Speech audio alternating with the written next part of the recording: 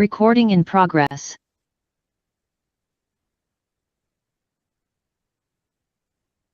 Maybe a few minutes to everyone to join the meeting. Start. Okay. Oh, do we have somebody doing minutes tonight? Tonight was my, I'm gonna. You're gonna do minutes tonight. Oh, Yeah. you got the short meeting. How that happened. And I'm not done with mine because it. All right. So And so, why are we not on video? Let's figure that out. Here we go here, right? Okay, here we go. oh, there we are. I don't know why it's pointing over there. But Well. Yeah, nobody's there to talk. Oh, there, now it's aiming at me. okay. All right, here we go. Thanks, everybody, for putting up with that. So I'm going to dedicate tonight's script to our long-term member, Andrew Driven, who is, this is his last meeting. And we've enjoyed Andrew's comments and time and experience with the commission while he's been here. So Andrew, this is for you. Hello, everyone. This is Chuck Tironi, Reading's Conservation Administrator. This meeting will be conducted in person and remotely in a remote format, consistent with Chapter 2 of the Acts of 2023, which further extend the certain COVID-19 measures regarding remote participation in public meetings until March 31st, 2025. Please note, not all items listed may be in fact discussed, and other items not listed may be brought up for discussion to the extent permitted by law. This agenda includes those matters which will and can be reasonably anticipated to be discussed at tonight's meeting. Please note that this meeting is being recorded. All materials for this meeting are available at the following link, which I'll provide in the chat in just a minute. Martha Moore, the commission chair, will facilitate this meeting. Please note that there will be public comment at the end of each hearing. Each vote taken tonight will be taken in a roll call format.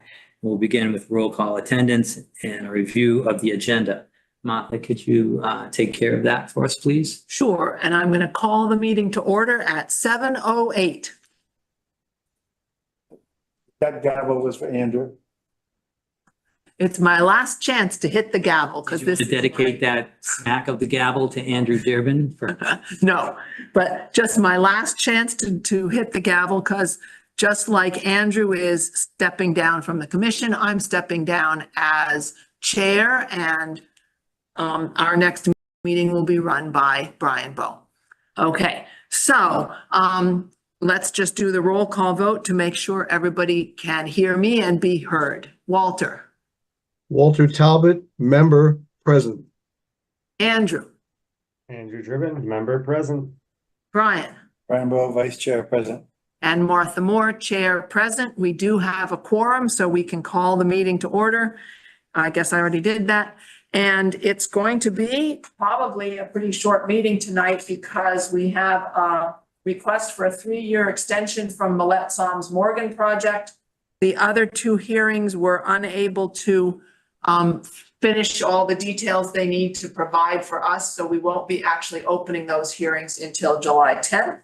And then we just have things like new old business, certificate of compliance, and report on the Porch Fest at the Matera Pavilion, and the minutes from the last meeting have not yet been completed, so we won't even be voting on minutes. So if anybody has a sports game they're trying to get out for, this is a night we might get done early. This is your night. Right. So with that, I know that Amy Ball and Jen Ralstab are attending tonight. They're here. They've just turned their videos on. So maybe that little bit of introduction, and then we could turn it over to them. Horsley and Witten with Amy Ball and Jennifer Ralstab have been working with the town over the course of the last couple of years on a Millette Soms and Morgan project. The project was permitted by the Conservation Commission just about 3 years ago. And that's why they're here tonight, because most of the activity has, has a end and finish, a finish in sight. How's that? A finish in sight, but it's not in the next month. So they needed to come here and request a certificate, an extension to the existing permit. So with that, I don't want to give everything away. So with that, I'll turn it over to either Jen or Amy. Please introduce yourself for the record, please. Amy, do you want to go ahead and just talk about the extension, and then I can talk about the project status? Sure. So, good evening. For the record, Amy Ball, senior ecologist with the Horsley Witten Group. I'll let Jen introduce herself when she gets to her turn. Thank you for entertaining this request for an extension, a 3-year extension for the Mayett Sums project. The reasons generally being that we've had a little bit of a delay in the construction start. Then we had a situation with the contaminated sediments that were within the constructed wetland area, and some sort of significant weather events this past winter that have sort of resulted in some project construction delays. Those are all been addressed at this point, but now we would like to have some additional time to button up the site, which will probably finish up early in the fall, and then have some extended time to monitor for invasive species and keep an eye on the plantings and make sure that they're establishing well. Jen has been to the site probably this week, if not within the past few days, and she can give you an update on where we are with the construction. Yep. Thanks, Amy. My name is Jen Ralstab. I'm a project manager with Horsley Witten Group. And just a reminder, we presented to the commission on April 10th an update on the overall project. And we did conduct an on-site visit with members of the commission on Monday to review site conditions. So we are effectively, I would say probably about 80% complete at this point. We are, if you're familiar with the site, we consider the site's east side and west side. So there's a wetland crossing in the middle. So the east side of the project, which is effectively extends from Lowell Street to the wetland crossing, is mostly complete, substantially complete at this point, with the exception of plantings, which actually are occurring within the wetland cells, which are occurring this week, plus some additional site amenity improvements that need to be made, including some additional invasives and weeding removal, which also happened this week and will continue through the summer. Some additional tree planting, which we anticipate will happen in September, and the final improvements to the path work. So it's effectively putting in the top portion of the pathways. On the other side, or what we refer to as the west side, or the side closest to the MBTA railroad, we are just finishing up our grading. As of this week, we've been removing materials and equipment that are related to the dewatering of the site. The site is generally stabilized at this point. I believe we are hauling one of our last hauls of sediments off-site this week. And we anticipate that over the next couple of weeks, we are going to be getting ready to do our final finishes of the grading, including, for those who are familiar, there's a bioretention area that is close to the parking lot that we will be grading out, and that effectively will be the end of our excavation work. After that, as we go through the summer, we're going to be obviously stabilizing those slopes with the seed mix. We have our plantings for the west side. We have some improvements that still need to be made to the parking lot area, the driveway, and some finishing touches on also on the sidewalk on Lowell Street. We anticipate all this work effectively being complete with all plantings done by September. And at that point, assuming acceptance for the vegetation on site, we would then go start our 1-year period of warranty and maintenance under our current contract with our contractor. We do anticipate, as we discussed on site, that invasive species management will likely, because we do have some significant species on site, including Japanese knotweed and Phragmites, that we will have to continue to tackle over time. We would like to have as much time as possible to do so. That's why we're requesting the extension.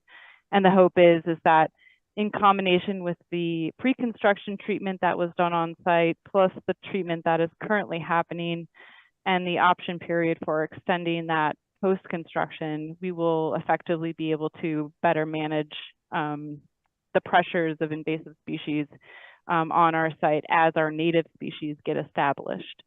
So at this point, I think if there are any questions, I'm happy to take those. Brian, you have a question? Hi. I was one of the ones who was there on Monday. And first, it's come a long way in the number of visits that we have seen. So that's great. You can see the end in sight. There were some things that we noted. We did note there were a couple of trees, I think they're both oaks, that had some fungus on it. I'm sure that was reported to you, but I just want to make sure I got that on the record. Correct. Additionally, there was a cork tree that got some damage to it. Not sure how, just it was damaged. Those the 3 main things worth mentioning from that planting perspective. We did note a few piles of material scattered around as we walked around. In particular, near the path going out to the Hunt Street access. That way, it was clearly not finished yet. Additionally, your folks asked permission to remove some of the erosion control, at least in the area where it's established and what have you. So I want to make sure we had that on the record as well. Andy, anything else that you wanted to bring up? Oh, sorry, go ahead. I was going to respond to his comments, but I'll wait till you add yours. No, I mean, I think I agree with everything Brian said. No, I just would add, there was a little bit of litter still remaining that obviously would be great if once opening day happens, some of it is easy to be picked up. So it would be sad if all of this and then people see like an old glass bottle or that's been for many years. But yeah, that's it. And just to add on to that, so where we saw the debris, I would say it's almost entirely in the various little pools. There are bottles and what have you in there. I guess one last question. You mentioned amenities had to be done. I'm assuming that includes the rock cairns. Yeah. You saw the stake labeled rock cairns, but you didn't mention it explicitly. So Yeah, yep. So a lot of that stuff. So our rock cairns, our kiosks, our wayfinding and interpretive signage, and I think our bench installations are all things, and actually fencing as well. There's some additional fencing that needs to occur in certain places on the site that also hasn't been done. So there are certain things that weren't done while you were on site that still need to be installed. I did, just circling back to your comments, so we did notice that the white oaks do have some blight on them. We did bring that up to the contractor. We are awaiting, like I said, they were on site today. We have our landscape architect on site tomorrow morning, so we'll have, and we've brought it to her attention as well, so we'll have her address that Essex, I should say, Horticulture, who's the subcontractor for the GC, deal with that. I'll take a note of the cork tree damage. There were a couple of other trees also that had damage on them early on in the construction that we've made note of for the contractor, and we've taken in most cases some precautions to address that. A little bit more challenging now that we've started to remove some of our tree protections, just because we need those final bits of grading to be completed. But we'll send a reminder to them, maybe in certain locations, such as where the cork tree is, to make sure that those areas have adequate clearance for equipment as it moves through the site, since we do still have a little bit of excavation to remain. Piles of material, yes, so we discussed, there's a pile of sediment, or soil, sorry, not sediment, to be clear, soil next to the newly raised sanitary sewer manhole, which was excavated recently. That material and some other areas are going to be finished grade probably, I would suspect, over the summer in preparation for final site stabilization. You noted to the removal of erosion control. So that there are some areas now on the east side, as I mentioned, that we're now not doing work. So, but I think your comment was to leave that in for now, and in most cases, just to make sure that we're not impacting our resource areas. And I think that's fine. And we can keep talking about that with the commission as we get a little bit further on, because we are not quite done in those areas.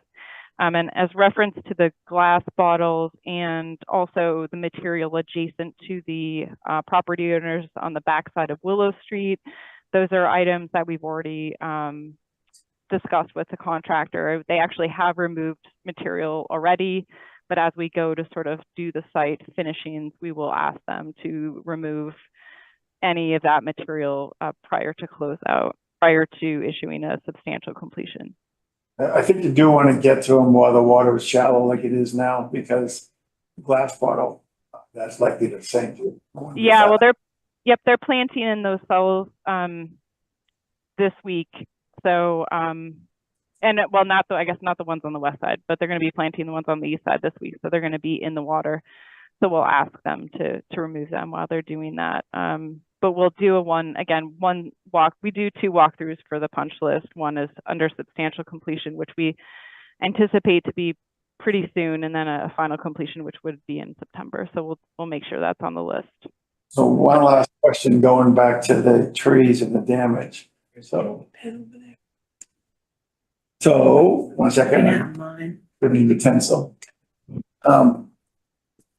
So I know that replacing trees that die and everything, plantings that die is part of it. Is it also a safe assumption that it's in the contract that they'll deal with the damaged plantings, damaged trees? The damage to the existing trees, I think, yeah, we would. So we have gone a little bit through some of that with some additional plantings, which I think I gave an update on in April, but we did note that post walkthrough with the arborists back when we started the project, there were some additional trees that, we asked to be removed either because they weren't healthy or because they were damaged, or in some cases they were in places that we needed to move them for infrastructure. We've actually added to the tree count as a result of that, trees and shrubs actually. So I think to the extent that we are addressing that already, I think there's a good chance that we can kind of have that conversation. Now, the one challenge we have is with the cork tree. We're probably not going to plant any cork trees as replacements for that, but we are, again, trying where possible to make sure that they are keeping the safe distances for turning radii. But we haven't had any specific conversations about impact to trees unless they are obviously dead and or a safety concern. Yeah. Do you happen to know what kind of a cork tree that is? We looked quickly today and not sure how a cork tree to be native, but maybe differently. Amy, do you remember? I don't remember what kind of cork tree it is. The only ones I'm aware of are the ones that are on the MIPAC list, which means they would be I guess likely invasive is what it says here. But Okay. Yeah, I haven't looked at the leaves or anything. It's at the beginning of the project, we had spotted 2 cork trees, and I think we were more aware of those at that point. It was looked into, and we thought both of them were invasive. I didn't want to cut you off. No, that's right, though. I'm fairly certain that any cork tree that we would have here in Mass would be invasive. I just looked it up on the Go Botany too, so. I thought that, but I wasn't sure if there was some subspecies I wasn't aware of. Okay, Martha, I'm all set. Okay, Andrew or Walter, did you guys have any more questions for them? Andrew, yes. Yeah, this is partially for Chuck. I'm just curious. I fully support giving you all more time. I'm just curious for the 3 years in specifically if it's for invasive management. So what is the plan? Because that's going to be an ongoing thing for many years. So when the project's complete, what is the plan for invasive plant management? So Jen knows this, and we're relying on Jen to put this together, but we're asking Essex Environmental. I think that's their Essex Horticulture. Okay. For a bid, we're asking them to bid on some additional work, which would be beyond the finish of this project. And that would obviously be for the invasive removal and to keep up with that. Typically, when you're talking about invasives, you want to go at least 5 years. We talked about that at the beginning of the project. So when this project ends, we're at 3 years now, another 2 years. There seems to be money left to pay for that. I know that Andrew McNichol supports it. Alex Rizicki, Ryan Percival, myself, we all support putting some more money into invasive management.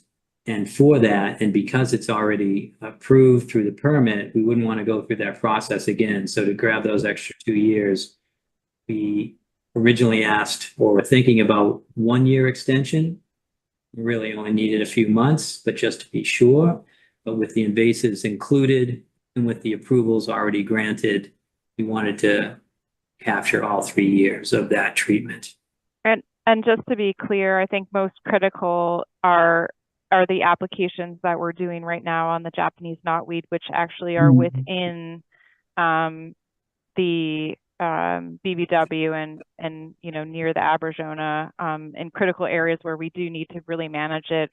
For as an example, some of those very tough groupings that we saw that are, if everybody recalls, the open lawn area that had the knotweed mowed by our neighbor there, the stand that is right next to that on the edge as the Aberjona turns towards the MBTA culvert. That stand is going to be significantly impactful to the functioning of the wetland cell, particularly as it is the exit of the system into the river as it goes downstream. So we definitely want to, make sure that we're tackling that and trying to the extent possible, eradicate those stands. So that's why it's so critical, just because of its location and proximity and the fact that, it is within wetland. I think, and I guess this is a question for Amy and the commission. I believe that maintenance activities which would occur outside of that, I think would not necessarily be as impactful for the commission to know. I don't anticipate us having as much or as extent of impact. And we are using, one other thing I wanted to say is we are using chemicals, cut and drip for our knotweed and foliar spray in certain locations for other species, which is also why we wanted to make sure we extend that so we have that permission. Right. If you can excuse me, I actually just got summoned to my other public hearing that I have to go to. If there are any quick last questions before I. Yeah, I had one. So I just want to jump in. So I was out there and I was talking about some damage that I saw specifically on a few trees, but specifically on the cork tree. And I was told that in the contract, it says, do not touch if you've damaged a tree. I was wondering if you could add to the LA's list of things to do tomorrow is to review that damage on the cork tree. It seems to be, the bark seems to be separating a little bit more than from just the damage. And then, so my question is, are we not treating those anymore? Is that not kind of established science to put on like lac balsam or something like that on tree bark damage? And that's for Amy. That I'm not sure of. being less of an arborist and more of just a straight botanist. So leave Um, it to but we heal can ask. itself? So just leave it to heal over itself. Yeah, that's what I'm wondering. And Okay. maybe that question could be added also. Okay. I mean, there is some damage out there. Some of it's old, some of it's brand new. I mean, when did the barrier around the cork tree be removed? Well, today there's a damage on the cork tree. So we're Okay. talking 2 weeks. Yeah, we'll add that to the list and I'll get back to you on that. I guess I don't know, Chuck, if you think it would be helpful to have a walkthrough with your town arborist to look at that or not, and or other trees. You know, obviously as we go through and get towards substantial completion, those kinds of items become harder and harder for us to tackle just because of access to the site with larger equipment. So I'll have her look at it tomorrow, but we can have a discussion maybe after that about what happens next. Well, I'm just wondering, is there any kind of Band-Aid put on it so it can heal properly? We actually have we don't turn to the town arborist. We use one of our own associate members who's a landscape designer and has been on the commission for years. So I think that would be how we would set it up. So Amy, bye. That's all I had for you. Thank you for coming, Amy. Yeah. Okay.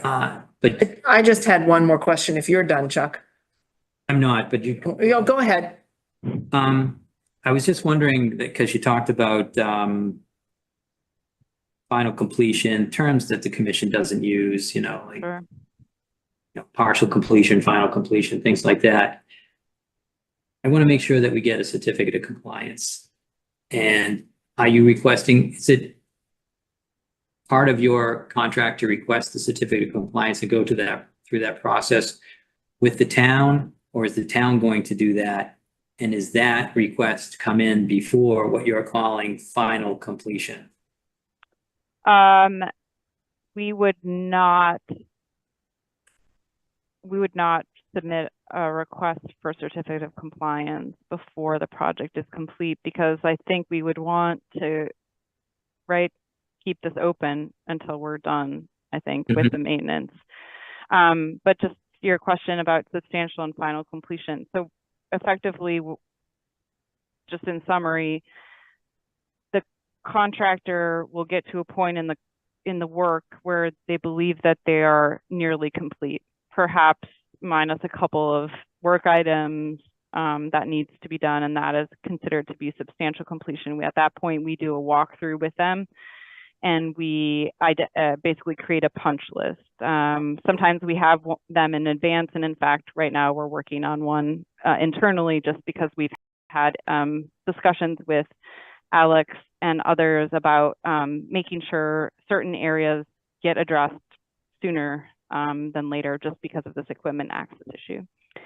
But the substantial completion at that point with that punch list, then we provide that list to the contractor. The contractor then has typically 30 days. Sometimes we give them more to complete that work and finish the project so that they can get, basically say it's complete and final, and that final completion is the final acceptance of all the work. And then after that, in this particular contract, after that, and we've agreed with the final completion and accepted all the work, then for the landscaping, that's when the 1-year warranty and maintenance period starts. So technically, they are not completely done with the site and the site work until 1 year after we agree that their work is acceptable. Okay. I think the commission understands. So it's a year after final completion, but that wouldn't, there would certainly be at least 1 more year on the order of conditions after it's extended tonight. So I was just wondering, is there an on-site meeting tomorrow with staff? There Or is There is not a formal meeting tomorrow. Alex and I are not available. There are going to be staff on site, so I believe Joe from T Ford and RLA and Essex will be meeting tomorrow morning to discuss the layout of the vegetation and some of the issues that we've already discussed tonight in terms of the blight on the white oak and the I think watering and things like that. So there is a meeting tomorrow if you want to walk through with us. Well, I was just wondering, because the following Thursday is the 4th of July, so it seems like there would be 2 meetings that were missed, and then we would just pick it up after that. Right. So so we met for this week at least. We met on Monday. We're having a subset of group of folks meeting tomorrow. We'll have another probably site visit, TBD, but probably Tuesday or Wednesday. Depends on what the contractor is doing. And then we'll have we'll go back to our sort of regular meetings on Thursdays on the 11th. But we are going to probably start to adjust those because we do have, a good amount of the work will start to be sort of smaller things that we don't need to be on site regularly for. But I'm happy. Are you asking because there are certain issues that you want to bring up to the contractor? Not at all. I just wanted to bring it out. I mean, the commission, I'm there a lot. I see the emails. I just wanted these things to be out in the open for the Conservation Commission, and you're here tonight, so you're on the hot seat. That's the only reason. Okay. Happy to answer questions. Yeah. You're done?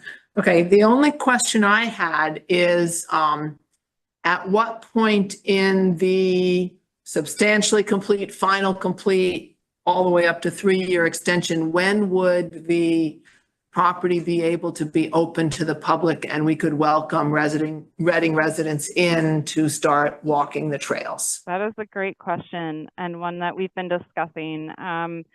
So we anticipate, my understanding is that we anticipate the park or the conservation area being open this fall. And I think the timing of that is really dependent on the timing of the final planting and stabilization. We probably will have some signs up to make sure folks are not going into our seed areas as they establish. It'll be critical for us because we do and acknowledge that the neighborhood has really been asking for. We've actually seen people walk onto the site just to take a look, to take a peek, which is great.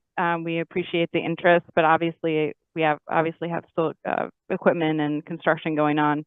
But to the extent that we can, we're hopeful that this fall it's going to be open and ready. I want to say if Alex has his way, it's going to be in September, but it's probably more ideal to have it be October or November, which will be great anyways. Was not a month, but more like a stage of production. Like, at what point do you take the fence down? Is it after substantial completion? It'll be after final. Yeah, it'll be after final. You mean the fence, the chain link fence? Yeah, it'll be after final completion because we want the site to be secure and inaccessible while we're completing the work. So while between substantial and final, there could still be equipment on site, tools, etc. So we can't have people access during that time. So the fence will come down. Final completion, then you can take the fence down and let people in, even during the 1-year guarantee. Correct. And 3-year invasive control. So I think it's important to say that, and Jen probably wouldn't say this, but I'm going to. We're going to make sure the project is ready for the public. Mm-hmm. And we're worried about the planting. We're worried about, people wandering into the wrong spot. So it's, when we've first established these planting beds and these ponds and these other things, they have to be established or they'll be just destroyed forever.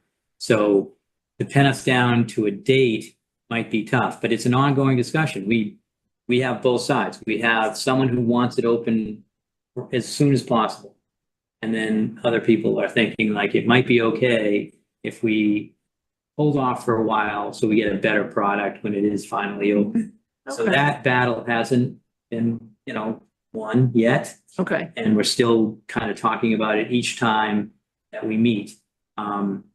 Because we're going to have people, bikes, dogs, all that walking in there, and they can all cause a little bit of damage.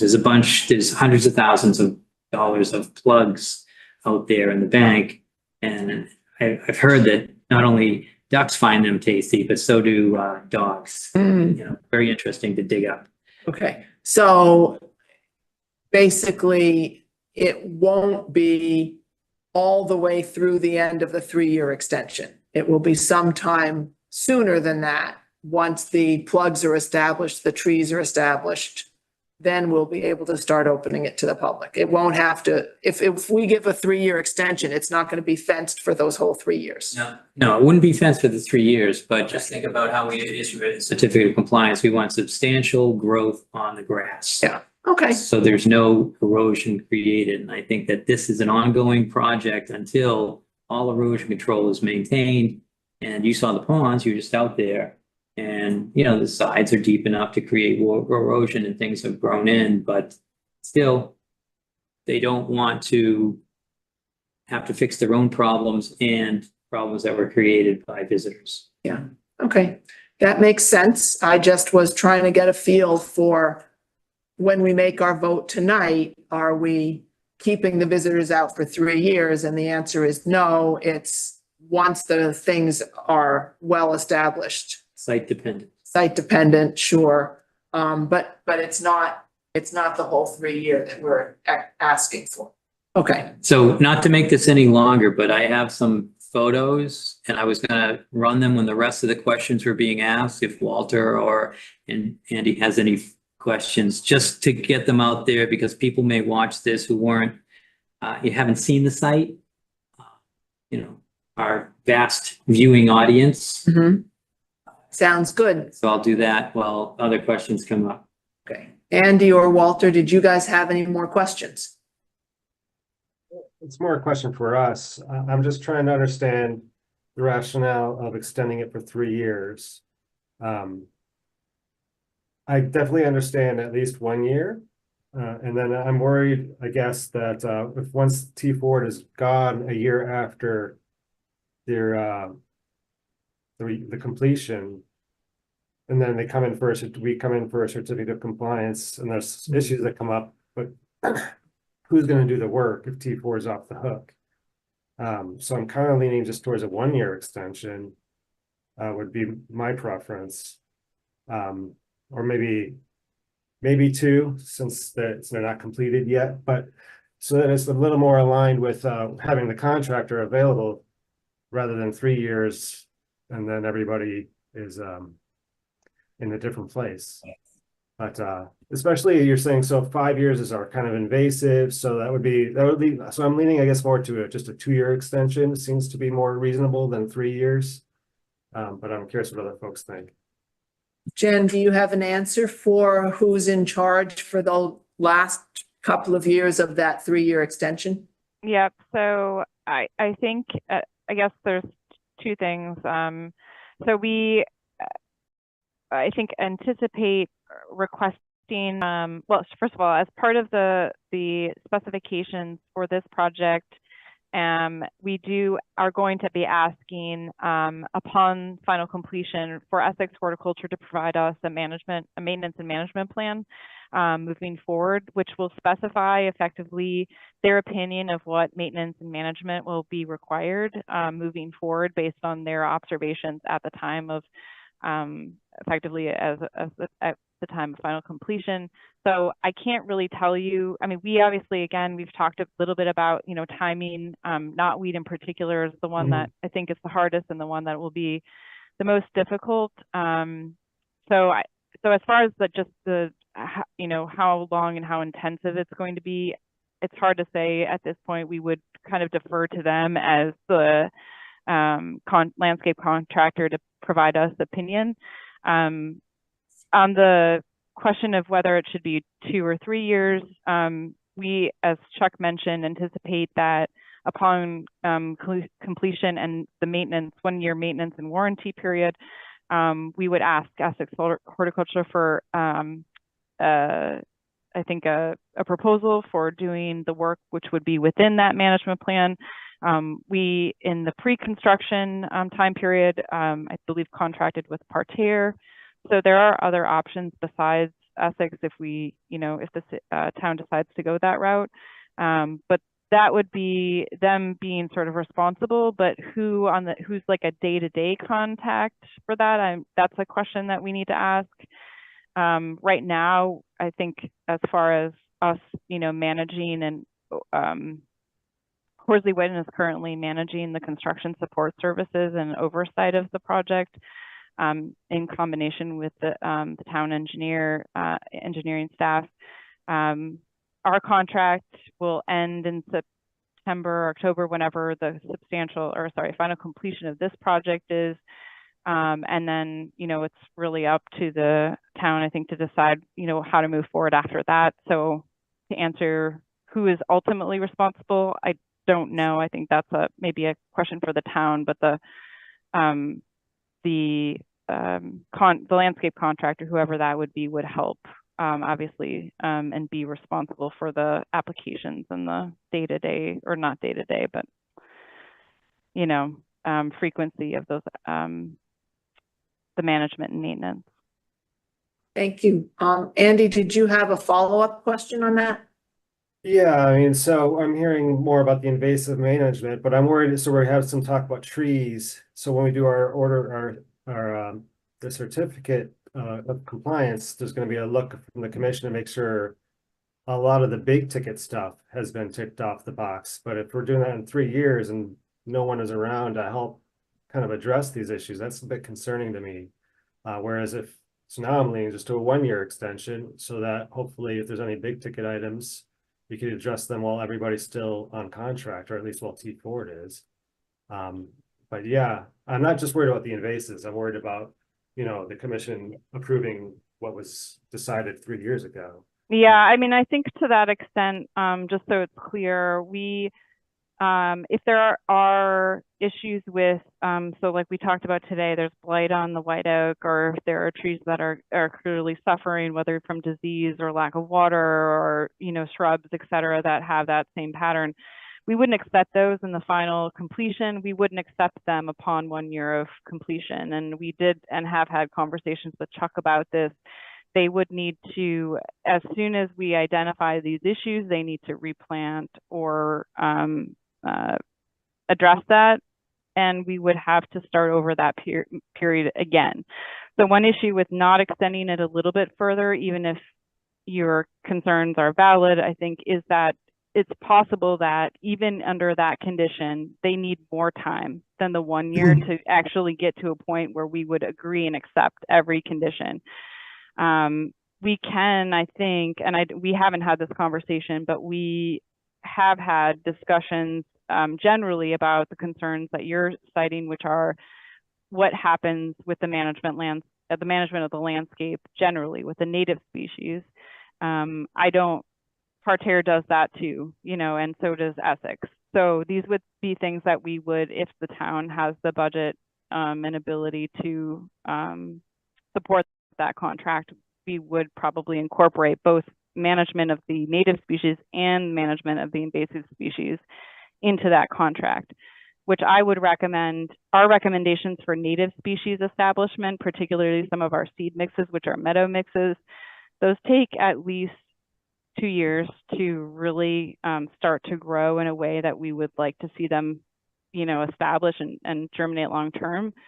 So we would at least at a minimum do 1 year of an extension. So for example, for Essex, we would say, okay, thank you, you're done, you're finally approved, your maintenance warranty is all up, and we would ask them for another year probably of maintenance at a minimum. I think the question becomes, is there a risk of not having that extended for that 3 year just in case, the town wants them to work on it for another year and us have another year of establishment. I mean, for as many years as we can get them, I think that's better, but I don't want to, that's a separate discussion from your discussion, which is the certificate of compliance and closeout and making sure someone's responsible. Does that make sense to you, Andy? Yeah, I mean, on top of my mind is there's turnover on the commission, and I want people that are familiar with this product to be around when it comes up.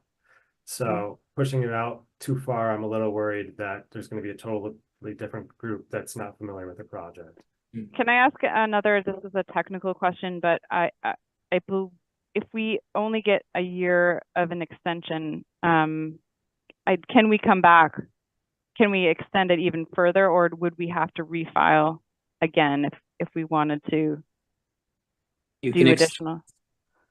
you can, there's no limit. It doesn't make sense after a while, but there's no limit. So we've done it here at this commission, for a couple of months and asked for paperwork and then brought it up again. So you can, I mean, I don't recommend. Now, Andy, you understand that the town is the applicant. So ultimately it's like the contractor T Ford is like the guy framing the house. You Yeah, didn't get you didn't get the order of conditions. We would hold the homeowner responsible for the conditions inside the order, and that would be the town of Reading. So, and the other thing that I wanted to mention, just so everyone knows, is this is not, so we're doing meadow mix. This is not going to be a mowed area. Once the lawn is established, once the grasses are established, there's going to be tall grasses throughout this place. And so mowing and that kind of maintenance isn't going to be needed. It's just servicing the trees, take care of invasives, things that we don't expect. There could be erosion, there could be damage to the boardwalks, things like that we don't expect.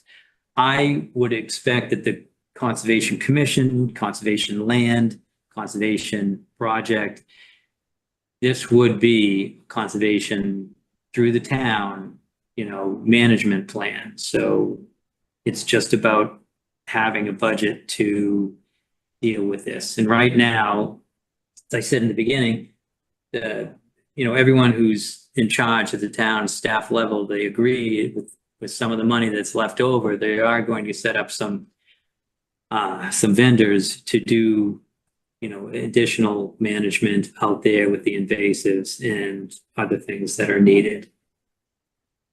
Okay, Walter has his hand up. Yes, thanks, Jen.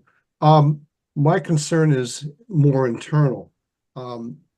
As a citizen, I would vote in favor of the extension. However, as a commissioner, I feel a little bit irresponsible because I've never been to the site. Should I abstain or shall I vote in favor? I asked that of the other commissioners or Chuck. You abstain, it doesn't work because there's only 4 of us tonight. So we need all 4 votes to be a yes. So ethically, it's okay if I say I'm in favor, even though I've never been there? Yeah, so I could, Yes. if you go on to your next question, I'll put something up that's out of our Rogers Rules of Order? Sure. But it came up on Roberts, maybe. Robert's Rules of Order. It came up this week because someone was asking about if you didn't attend that meeting, whether or not you could approve the minutes. It's purely an administrative act. And just go on to your next question. I'll see if I can find it and I'll put that up also. All right, any other questions, Walter? No, that was it, really. Yeah. You should and- come to the site though. It's great I know, I apologize. I was out of the country, but it's okay. I heard. No, we've had some really, which we didn't touch on, but we've had some really great wildlife on site. Some that we've been dealing with off site as well, but it's been great. It's one of those things that I think we are really appreciative of. We get a lot of questions when we do these types of projects about the impact to wildlife. And it has been great to see so much wildlife come through the site. We saw turtles while we were out there on Monday. We saw deer tracks. We know that we've got a family of bunnies running around. We had frogs. We have frogs. We had tadpoles. It's just great to see the site kind of thriving even while still under construction. So I'm even more excited to see how it's going to look a couple of years from now. So Walter, I know you weren't able to go to the Monday site visit, neither was I. But I bet if you would like to go, you could ask Chuck to give you a chance to tag along the next time he does one of his inspections. So you can talk to Chuck about that offline. And I think really your decision about whether to give them the extension is based on whether you approve of them being able to do the invasives control and the plantings and stuff like that, which we need more time for. So I hope you would approve of that regardless of whether you've been there to see the extent of the work that has been completed to this point. Yeah, that's the reason I'm in favor. We asked the question, am I responsible as a Right. commissioner to vote even if I haven't been there? Okay, But there is no And it requirement, sounds like the answer is yes. I there am. is no requirement for commissioners to visit every site. So you're in the meeting, you listen to people talking about it. You don't have to have been there in order to be qualified to vote. true. That's been true on many other occasions. Not everybody makes every site visit, but we listen to the reports back from the people who did. Fair enough. Thank you. Okay, all right. Anything on Robert's Rules of Order that you found yet, Chuck? Not yet. Not yet. Okay, Still looking, but it is administrative. I'll put it up when I find it. okay. And, So, are there any other questions or can we have a motion to approve a 3-year extension? Or if Andy would rather make a motion for a 2-year extension, he can make that motion. I'll make a motion for a 2-year extension for the Mallet Soames project. Is there a second? And I'm worried about turnover commission members, 3 years. I want to make sure there's people that are familiar with the project still on the board. All right, Andy, before you speak, I just want to tell you that I just was approved by the select board for another 3 years. So assuming all is well, I will stay on for another 3 years. So I would be here throughout that 3-year extension, if that makes you feel any better. Well, no, because then in 2 years and they need an extension, you'll still be around to Yeah. make that decision. Okay, So I will second the motion to extend it for 2 years. okay. Walter, do you want to start voting? Walter Talbot's in favor. Andrew Driven in favor? Rainbow in favor? All right, I guess I will vote in favor also, and we'll just make it a 2-year extension, and you may have to come back again. Can we move to have a 3-year extension now? Instead? well, if you didn't want to do a 2-year extension, you'd have to not second and not vote for it. And then you could find out what Andy would do when you asked for a 3-year extension. I considered not voting for it, but I thought that would be obstructionist, given there's only 4 of us here tonight. My thought is 2 years is good. You can always do an extension, we can get the full time that we need. It's not like we precluded that, so I'll take the 2 years. Okay. All right. Andy, one of these occasions where you have stood your ground, we all actually went with you. Yay. Well, I hope it's for the best. No, I think this meeting was good. It was good to get out there. When we don't have these meetings, the commission gets a little disconnected. I know there's a ton going on, but I think it's good to keep the commission involved with things. So hopefully in 2 years, well, hopefully it'll be able to close up, but if not, I'm comfortable you guys will keep it going in the right direction. Thank you. All right, Jen, are you all set? I'm all set.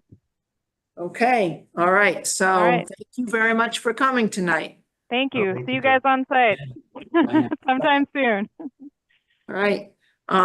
So we're not able to open the meeting on 167 Belmont Street. Not all the legal requirements had been met. So we will have to open that meeting and put it on our next agenda, which is July 10th.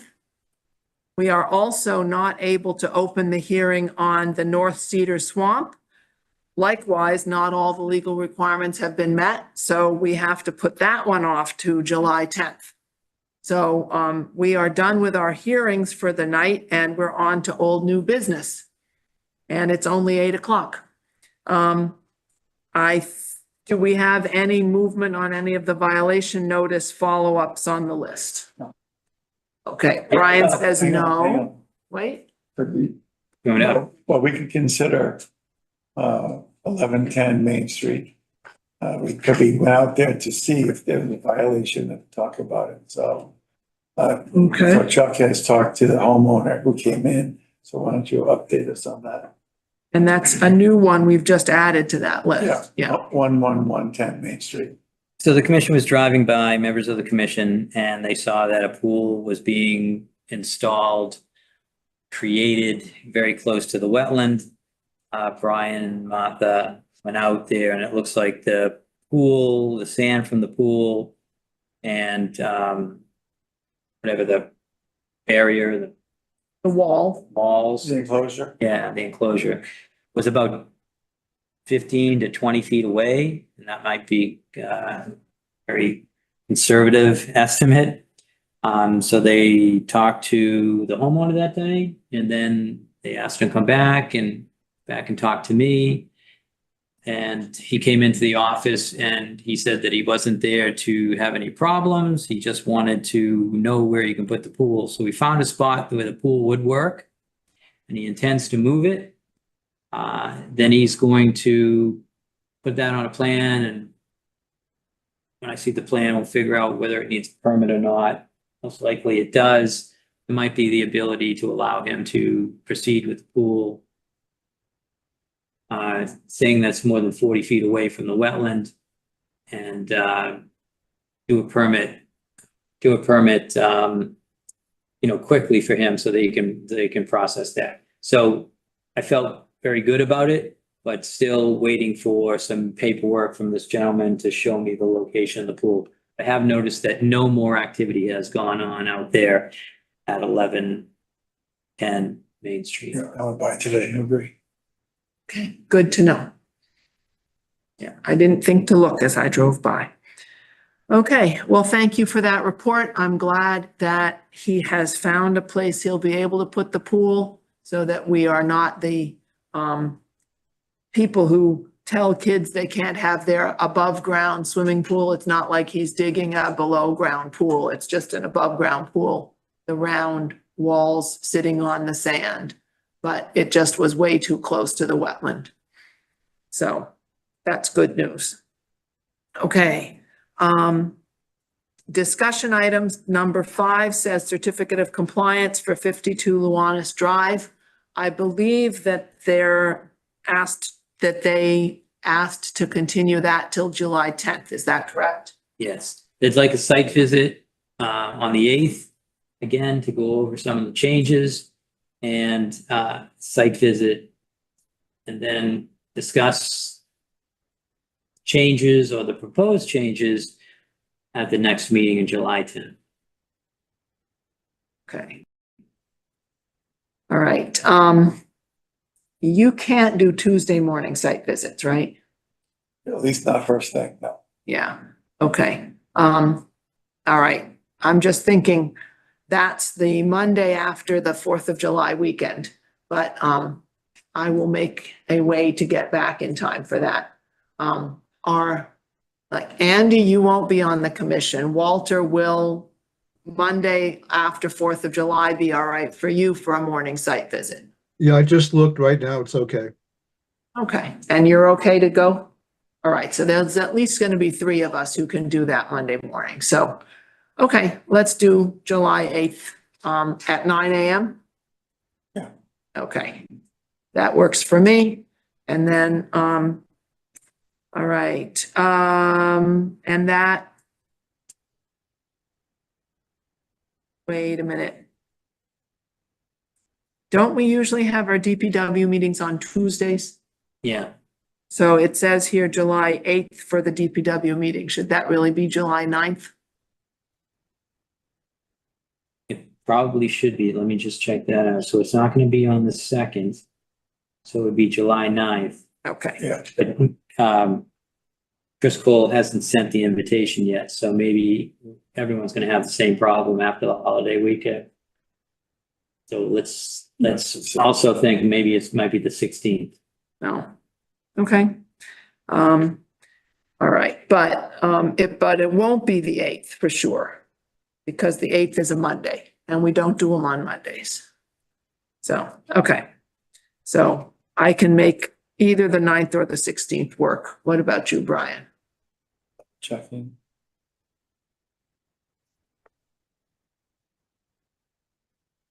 Yeah, I could do either one of those. Okay.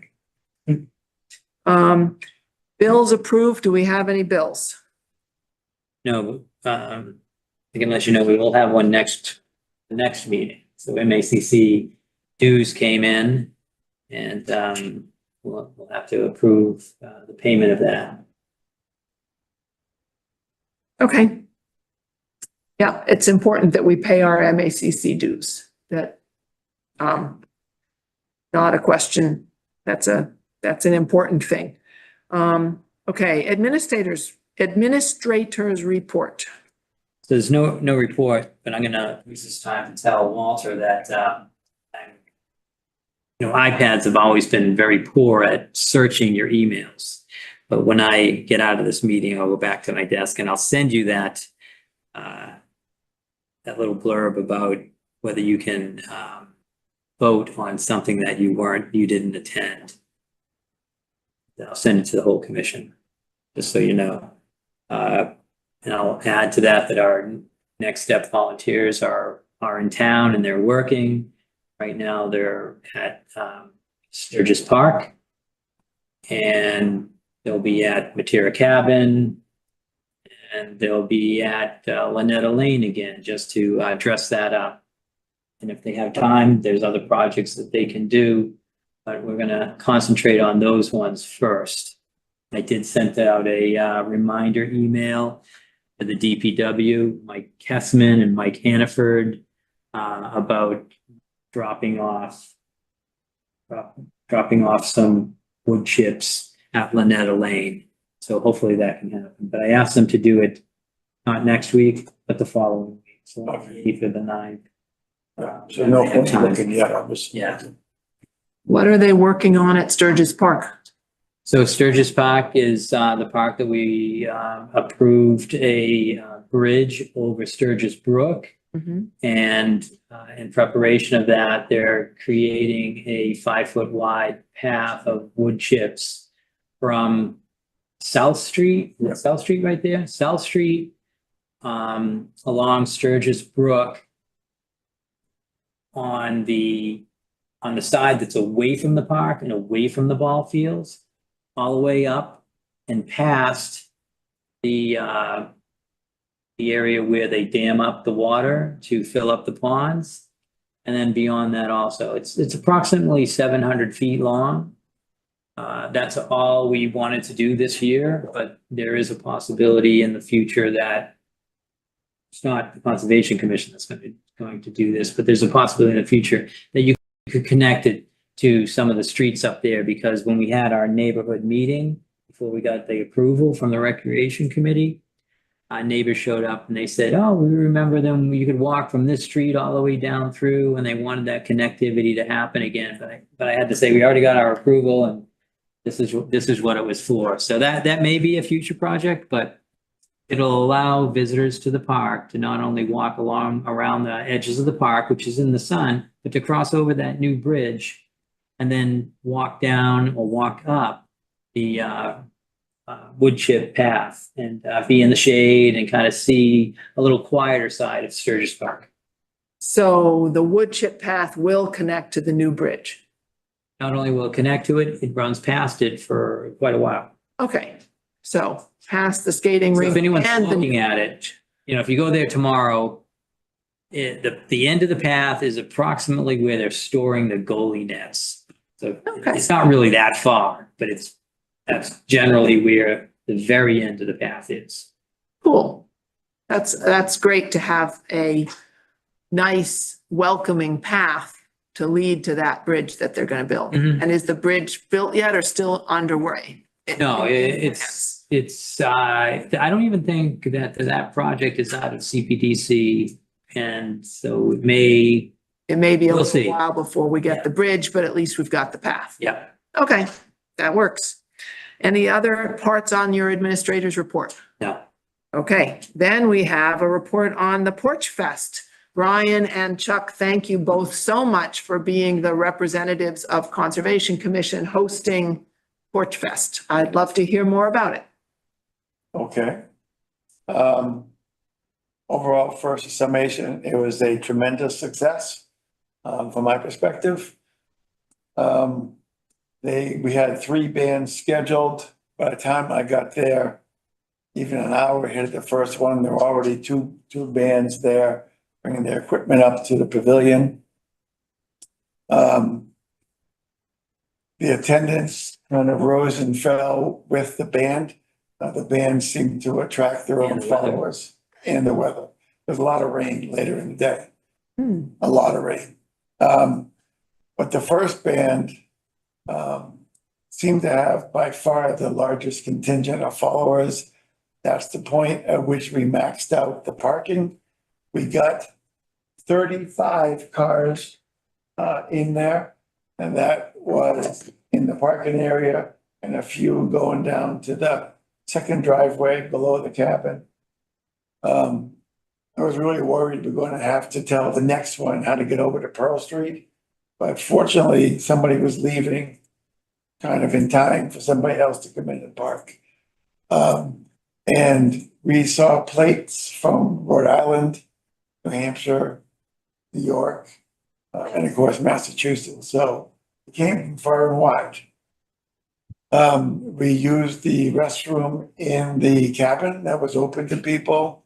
That seems to have treated it well. It was relatively clean afterwards. So that was good. We ran power up to the pavilion. A little bit nervous in the morning when I asked them how many outlets they needed. One band said 9, another one said 11. Oh, I was picturing, 18 cords running up the hill. But it turned out that one cord going that whole way and then going into various surge protector connectors and what have you worked fine. And the pavilion worked great from the weather perspective. They had the equipment, they were underneath it, nothing got wet, nobody got electrocuted. They loved the acoustics. Many people talked about the venue, what a nice venue it was. And this is even before the grass at the top has fully grown in. So I would say there are some lessons learned. We need to talk to the bands ahead of time if we do this again on a way to put their cars and maybe a plan for dropping off equipment. One band did ask if they could drive up the road there. Said no, at least for now, there are too many things that might go wrong, but in the future, we might consider a way to do that. Tell us about the canopies. What were the canopies for? Well, some of the bands brought their own tents. Okay, The one you see behind the pavilion there, well, a second ago, was actually a band that wasn't on yet, and that's where they brought their equipment up while they were waiting their turn. Out behind the gentleman in the purplish pinkish shirt, there was another tent from one of the bands.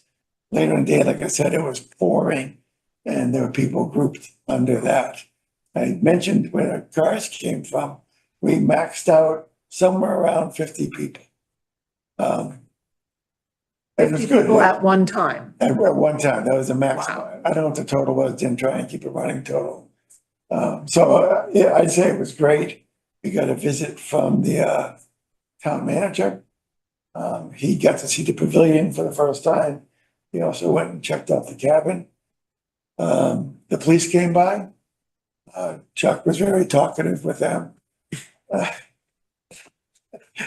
So we had a great conversation. They just came by because they had heard that there were a lot of people up there and they wanted to be sure there weren't any issues with parking and people getting parked in. and there weren't. There were some fine traffic wardens on duty for the duration of the day, so nobody got stuck. It was good. There was a lot of good there. It was definitely good. I was concerned at one point that we were gonna run out of space real quick, but it worked out. I will say the one negative, in all seriousness, was Chuck was miserable at what a name in the songs. You should not go on name that tune. But other than that, it was a very positive thing. And I'm thinking that that's more than 50 people who had a chance to discover that Matera Cabin is available for use and that the pavilion is now available for use. Yeah. So, I do have one additional thought just occurred to me. mhm. Near the end of the day, the 3-person committee for the Porch Fest came by in their purple shirts to check out. They also had heard that there were a lot of people. And just in chatting with them, we got some stats. Porch Fest in Reading was 85 bands across 45 sites. That's pretty impressive. Well, I guess one last thing. We did hear that there was a site, a venue at Kane Oil, and they were giving out beverages and food. So we have to think about something along those lines if we do it again, maybe even just water, especially if it's going to be a hot day. But like I said, it was definitely positive. Is that it? Hopefully that's all I can think of, yeah. There were 2 things that I thought of when you were talking to me this afternoon. One being that we might want to put a temporary keep right sign at the entrance to the parking lot so that people who are leaving the parking lot go out on the correct side. That's a good point. That came because I mentioned to Martha that several did go out the in-way. Fortunately, there wasn't even a near miss, but we do have to make that clearer. And we now have learned where to steer people when they're trying to leave to go out into the parking lot itself, to turn around rather than a tight turn around the tree that's near the split of the 2 roads. Sorry. Okay. And then I'm also thinking maybe good signage to let people know where the restrooms are, that they are available in the cabin. People, I'm sure, asked you and were able to get there, but it's always nice to have a sign to make people more comfortable. So those would be the only 2 other suggestions that I got from our conversation. Okay. Do we have anything else? We don't have our minutes yet, so we cannot do minutes for approval. Somebody was remiss. That's all right. A lot of people have been on vacation, so we can't blame you for not completing your task while we were all on vacation. All right, and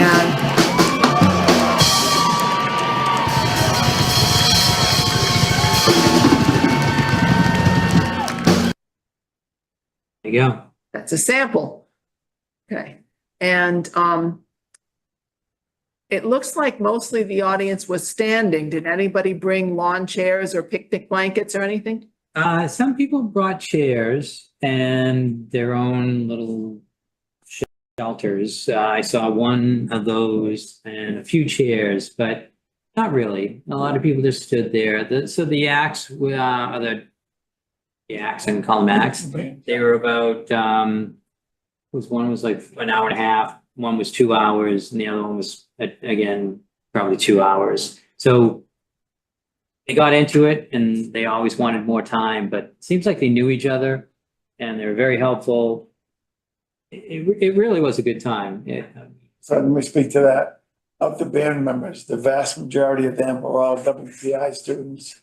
They met there. 2 of the bands actually shared some of the members. So when they asked for a venue, they also put in the request that they could play together so they could share equipment and share the band members. So they had to be in the same venue, so they weren't running all over town. It would have made it easier in this case. All right. Cool. Okay, do you have anything else we need to discuss tonight?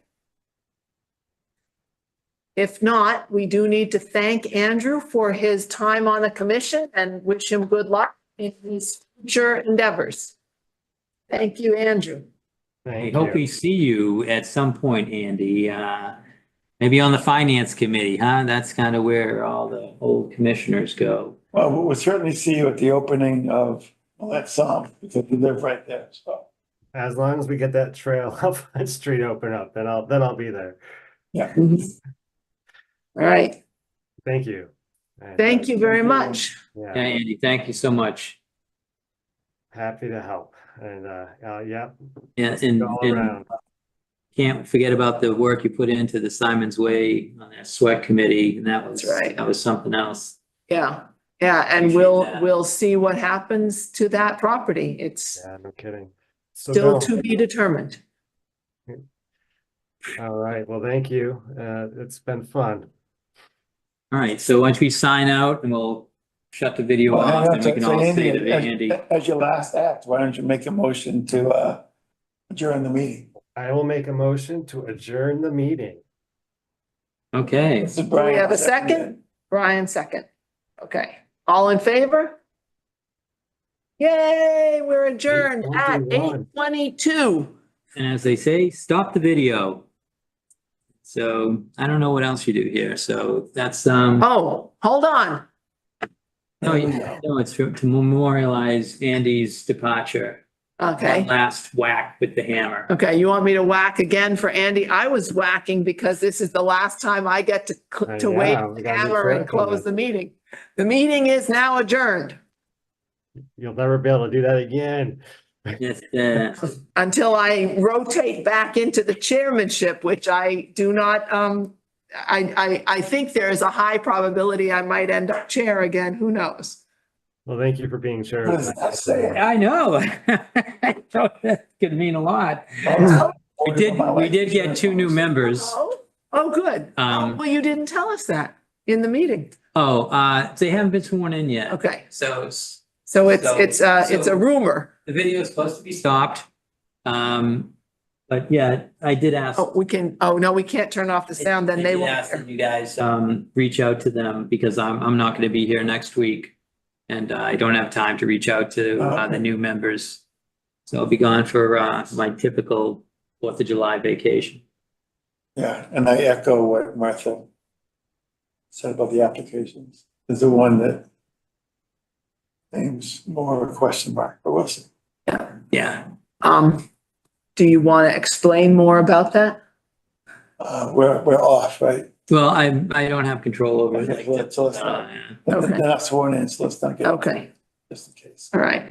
Yeah, but I think that would be fine if Brian and I each pick one person to call and talk to and welcome them to the commission. Is that okay? I was just thinking of an email, but you can do whatever you You want. could send them an email. Is there contact info in the application? I sent it all Oh, to you you. sent Yeah, it. yeah, it should be all set. Just to reach out. They're gonna have the typical questions. How many meetings a month? What do you do to prepare? How can I be a better commission member? Who's Chuck? You know, Is he really as crazy as it seems? Okay, so. all right. You know, Yep, yep. Okay, so Brian, do you care which person you reach out to? You make the call as your last act as chair. Why don't, one's named Craig and one's named Shirag. And why don't I do Shirag and you do Craig? Fair enough. all right. I can't really remember which was which at this point, but as long as we don't both reach out to the same person, that's the important thing. Right. I think the one you picked is the one with the question. Okay. All right. All right, and I had one other thing I was thinking of. But I don't remember what it is anymore. Well, just that, Brian, I'm not saying that I don't expect you to be on the commission for a long time. I expect you to continue on the commission. But as the members of the select board pointed out, you have to rotate your chairs and you have to have a chance to rotate chairs every year. Martha, So, that's all. there's an old Rotation happens expression. quicker than- Yeah. At some point, you have to stop digging. Yeah, yeah, yeah. yeah, yeah. Okay, So that's just what so I was saying. Andy knows that he Are you won't. are you two gonna televise your debate so we can decide? I mean, Yeah. Hey, and just so Andy knows, he's not gonna get rid of us so easily. We found out tonight, at least I found out tonight from, RCTV that we can sign up as members, as the Conservation Commission member, I hope, for one small $30 fee. And they'll allow us to borrow some equipment. So me and Brian were thinking we would, put some stuff out there that interests us, that people might be interested in, environmental matters, maybe might be the title. And do some stuff, 4 to 7, 8 minutes. They'll allow us to use their computers and teach us how to cut the film. So something like Porch Fest might have been something we did. The build at the pavilion, the discussion with Bill Geisinger when we took the walk through Bear Meadow. There's going to be a bee workshop and a book reading. That could be something that's part of it. Yeah, we should put together Coming some up. ideas. And then I'm gonna tap one of the commissioners to do something on the meadow once we get that, once we have the tree layout down. And so all these things and many more can be part of what we're thinking about. And I guess we'll probably get to one, but never run out of ideas. No, I think it'd be good. All that stuff makes us more visible and understood by the residents. And it's not just a negative side of the commission, approving or not approving the permit. It's all the other positive things that come out of it. That's good. Fair enough. We've been collecting email addresses at the Friends and Family Day and stuff like that, and have not yet come up with a newsletter. And I would love to make a newsletter at least when Millette Soms Morgan is opened.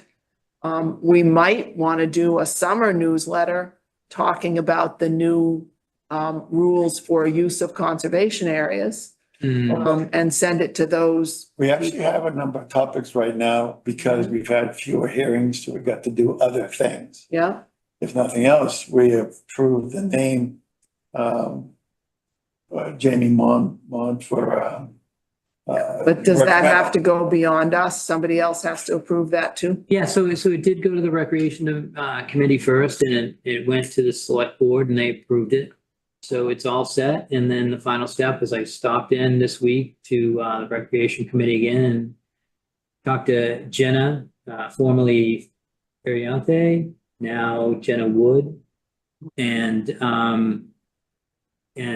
just let them know that designing, picking out, and installing the memorial plaque, it's their property, it's recreation land. I said, I just see that in your court. And so she was happy to take that on. So I think Jim Sullivan will be working through that. I was just saying that's something we could talk about, even though we're not the ones doing the final installation. Just it's something done from for a former commission member. Oh, I see what you're saying. That will be on the environmental matters. Well, TV either show. one. And or in the newsletter. Exactly.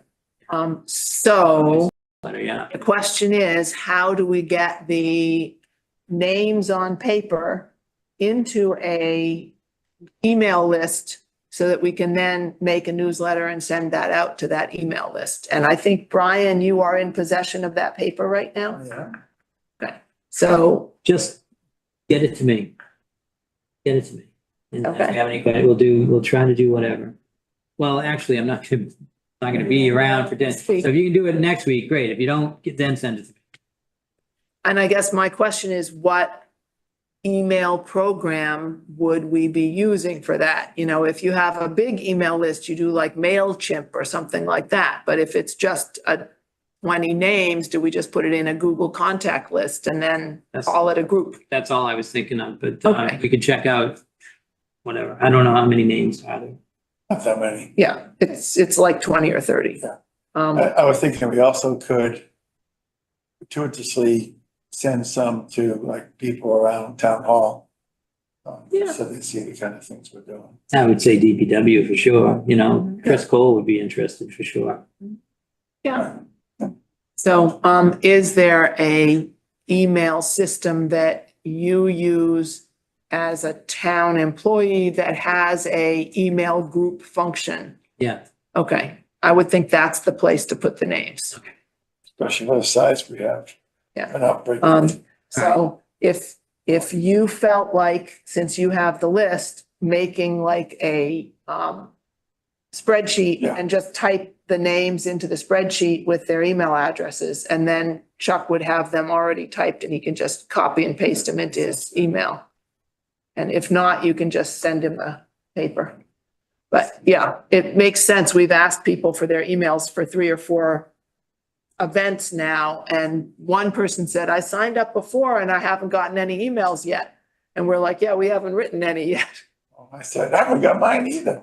all right. I think Andy's remembering why he's not re-upping right now. That's right. Well, it's 8:31, that's not bad. No, we did good tonight, but make sure my email is on that list. I don't Yeah. think I've ever signed it, so. Okay, cool, thank you, Right, Andy. And Andy's email, yeah. Okay, now we have too many. Now you need I'm already kicked off. Email. Now we need MailChimp, yeah, Yeah. okay, Okay, Alrighty. well, that was that. all right, Good thanks. 4th of July, and Yeah. I'll see you on the 8th. All right, sounds good. Happy Bye, birthday. everybody. All right, Good bye night. now, Have a good 4th. Andy.